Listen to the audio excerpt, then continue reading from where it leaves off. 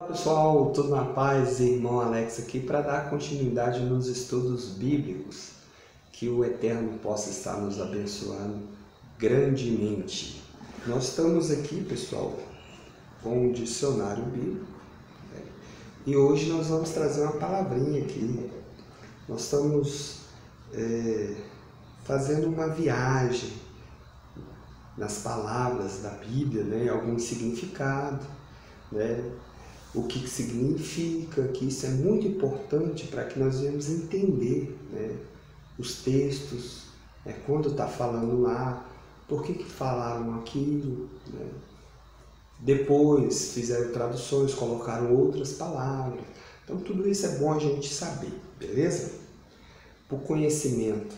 Em Oséias fala que o Eterno falou que o povo dele perecia por falta de conhecimento, né? Então, por causa do sacerdote, porque aqueles que ensinavam não ensinavam corretamente para o povo.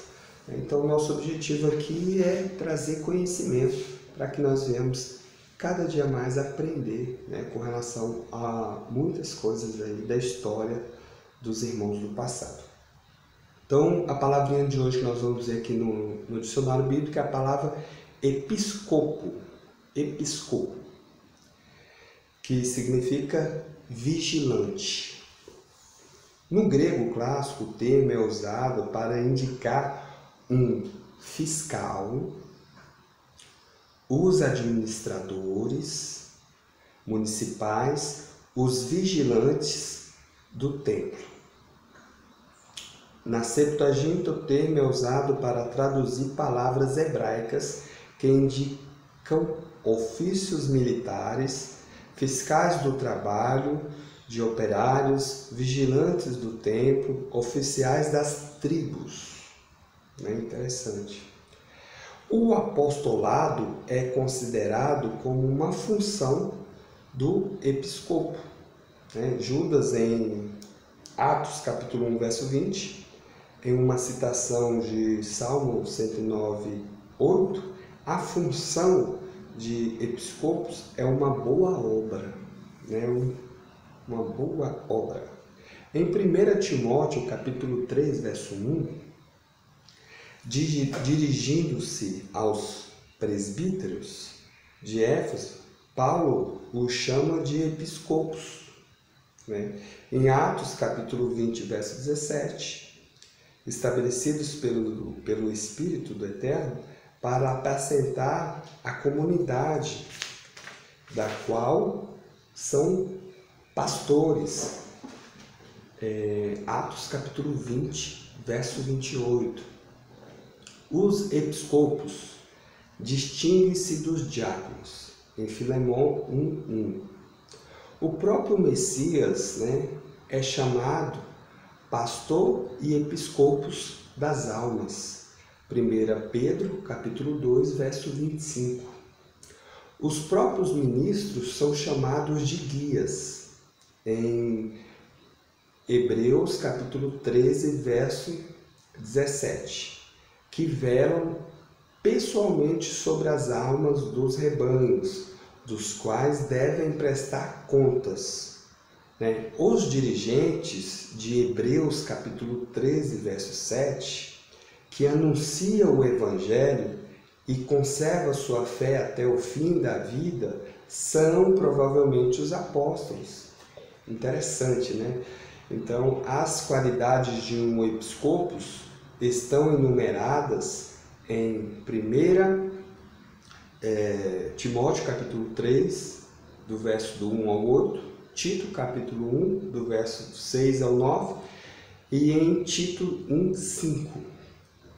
Os episcopos são chamados de presbíteros, que devem ser constituídos por Tito em Creta. Esses textos indicam que os apóstolos nomeavam tais ministros para que administrassem as comunidades por eles fundadas.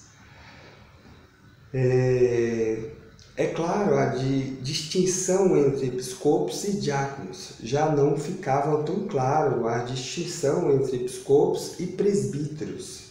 Atos capítulo 20, verso 17 e Tito capítulo 1, verso 5, fazem pensar que o episcopos e os presbíteros formassem um colegiado. Faz pensar, não quer dizer que era, tá, pessoal? A instituição do episcopo monárquico, cada comunidade governada por um único episcopo, não se encontra no Novo Testamento. Interessante isso aqui, né, pessoal? Esse negócio de uma pessoa numa comunidade, numa igreja que governa todo mundo, isso não se encontra no Novo Testamento, não existe isso. É provável que o supremo governo de cada comunidade continuasse permanecendo nas mãos dos apóstolos, que havia fundado, sob a direção do qual os episcopos locais deveriam administrar os assuntos eclesiásticos. Na medida em que já se pudesse encontrar comunidades sob a direção de um único bispo, né, no caso o episcopo, por exemplo, Inácio de Antioquia, antes mesmo do fim do primeiro século, pode-se presumir então que um dos membros do colegiado passou a ser eleito para suceder os apóstolos, quando da morte deste, como chefe monárquico da comunidade. Então, pessoal, aqui no dicionário só traz essas informações, mas aqui dá para a gente falar um pouquinho sobre isso. Então, o que acontece? Lá em Hebreus, né, quando fala lá dos guias, né, fala que a gente tinha que... deixa eu ver aqui. Os dirigentes, que a gente deve prestar contas aos dirigentes ali, os guias, no Hebreus capítulo 13, verso 7, né, ali está direcionando aos apóstolos. Não é que hoje uma pessoa que vamos dizer, se colocou com um cargo numa determinada igreja, que esse texto enquadra para essa pessoa. Esse texto está direcionando para os apóstolos, né? Que eles foram responsáveis pelo Messias, né? De estar levando a passar as mensagens, né? E interessante aqui também que quando eles trazem a informação que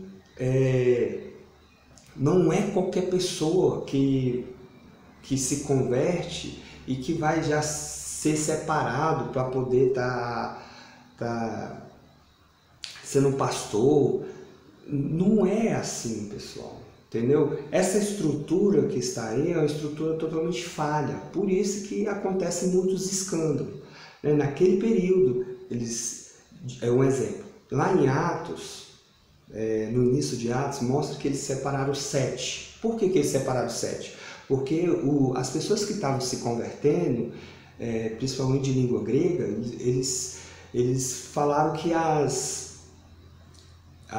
viúvas deles estavam ficando desamparadas. Então, o que eles fizeram? Separaram 7 pessoas para poder estar cuidando das viúvas, dos órfãos, dos necessitados, para poder estar ajudando ali as pessoas. Não é que essas pessoas que estão separadas aqui, no caso o episcopo, são pessoas que são superior, não são cargos, né? São pessoas que é separada para administrar, para poder ajudar, para poder, se a pessoa precisar de alguma coisa, ir lá ajudar, né? Então você vê que aqui funcionava. Até no período quando os apóstolos estavam vivos, funcionava dessa forma, né? Por isso que você vê as cartas do Novo Testamento, as cartas cartas de recomendação, né? Estava orientando, os irmãos em Corinto estavam passando por dificuldade, porque Paulo passou por lá pregando, eles não tinham telefone, não tinham WhatsApp para poder estar mandando mensagem, eles mandavam carta, orientando, mandava carta para Gálatas, para Éfeso, né? Porque eles passavam por lá e ficavam monitorando por cartas, passando orientação, fortalecendo os irmãos na fé. Era isso, entendeu? Então, só que quando os apóstolos morreram, e aí o que acontece? Começaram a criar doutrinas e ensinamentos totalmente fora do que eles faziam ali no início, né? Então você vê esse negócio de um bispo cuidado do determinado grupo, aí começou a desviar totalmente, né, dos ensinamentos do Messias que ensinou a eles, dos ensinamentos dos apóstolos. Então é importante, pessoal, nós buscar ver o que eles viviam, né, como os apóstolos viviam, e tentar voltar ao princípio, né, porque infelizmente essa estrutura aí ela não está bem alicerçada. Por isso que acontecem muitos escândalos, né, acontece muita divisão, né, por causa da estrutura. A estrutura está errada, beleza? Fique na paz, espero que você tenha compreendido e que o Altíssimo possa estar nos abençoando. Um abraço.